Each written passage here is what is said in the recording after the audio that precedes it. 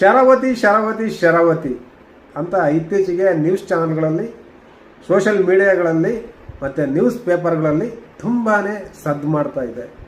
ಯಾಕಪ್ಪ ಅಂತಂದರೆ ನಮ್ಮ ಕರ್ನಾಟಕ ಸರ್ಕಾರ ಮತ್ತೊಮ್ಮೆ ಶರಾವತಿ ಮೇಲೆ ಕಣ್ಣಾಕ್ಬಿಟ್ಟಿದೆ. ಏನಪ್ಪ ಅಂತಂದರೆ ಶರಾವತಿಯ ಕಣಿವೆಯ ನೀರನ್ನು ಪಂಪ್ ಮಾಡಿಬಿಟ್ಟು ಅದರಿಂದ ವಿದ್ಯುತ್ ತಯಾರು ಮಾಡಬೇಕನ್ನೋ ಒಂದು ಯೋಜನೆ ಹಾಕೊಂಡಿದೆ. ಆ ಯೋಜನೆಯನ್ನು ಕೇಳೋಕ್ಕೆ ತುಂಬ ಚೆನ್ನಾಗಿದೆ ಗುರು. ಆ ಯೋಜನೆಯ ಕೆಲಸ ಮಾಡೋದು ಎಷ್ಟೊಂದು ಇದೆ ಅಂತಂದರೆ, ಆ ಯೋಜನೆಯಿಂದ ಸುಮಾರು 15ರಿಂದ 16, 20 ಸಾವಿರ ಮರಗಳನ್ನ ಕಡಿಯಲಾಗುತ್ತಂತೆ. ಹಾಗೆ ಬೆಟ್ಟ ಗುಡ್ಡಗಳ ನಡುವೆ ಸುರಂಗಗಳನ್ನ ಕೊಡಿಬೇಕಾಗುತ್ತಂತೆ. ಅದನ್ನು ಡೈನಮಿಟ್ ಇಟ್ಬಿಟ್ಟು ನೋಡಿ ಅಲ್ಲಿನ ಪ್ರಕೃತಿಗೆ ಎಷ್ಟೊಂದು ಏಟು ಬೀಳುತ್ತೆ ಅಂತ. ಈ ಒಂದು ಪ್ರಾಜೆಕ್ಟ್ ಆಗ್ತಿರೋದು ಶಿವಮೊಗ್ಗದ ಸಾಗರ ಹಾಗೆ ಉತ್ತರ ಕನ್ನಡ ಜಿಲ್ಲೆಯ ನಡುವೆ.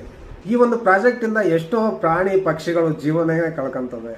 ಹಾಗೆ ಅಲ್ಲಿ ಸುತ್ತಮುತ್ತಲಿನ ಜನಗಳು, ಜೀವನ ಕಟ್ಕೊಂತ ಜನಗಳು, ಅಲ್ಲಿನ ಸುತ್ತಮುತ್ತಲಿನಂಥ ಗ್ರಾಮದಲ್ಲಿರ್ತಕ್ಕಂಥ ಜನಗಳ ಜೀವನ ಹಾಳಾಗುತ್ತೆ.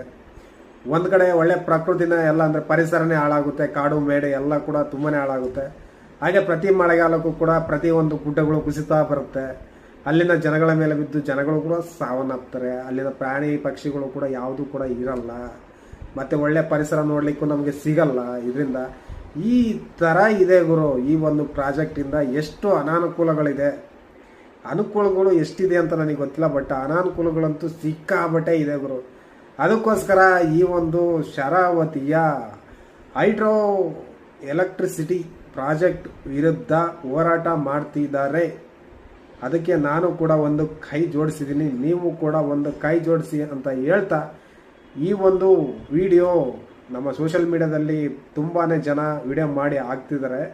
ಅದು ಸರ್ಕಾರಕ್ಕೆ ಮುಟ್ಟಲಿ, ಮತ್ತು ಆಗ ಈ ಹೋರಾಟ ಸರ್ಕಾರಕ್ಕೆ ಮುಟ್ಟಿ ಆ ಸರ್ಕಾರಕ್ಕೆ ಗೊತ್ತಾಗಲಿ ಆ ಒಂದು ಪ್ರಾಜೆಕ್ಟ್ ಮಾಡೋದ್ರಿಂದ ಎಷ್ಟೊಂದು ಅನಾನುಕೂಲ ಆಗುತ್ತೆ ಅಂತ ಹೇಳ್ಬಿಟ್ಟು ಈ ಒಂದು ಪ್ರಾಜೆಕ್ಟ್ನ ತಗೊಳ್ಳಿ ಅಂತ ನಾನು ಕೂಡ ಬಯಸ್ತೀನಿ.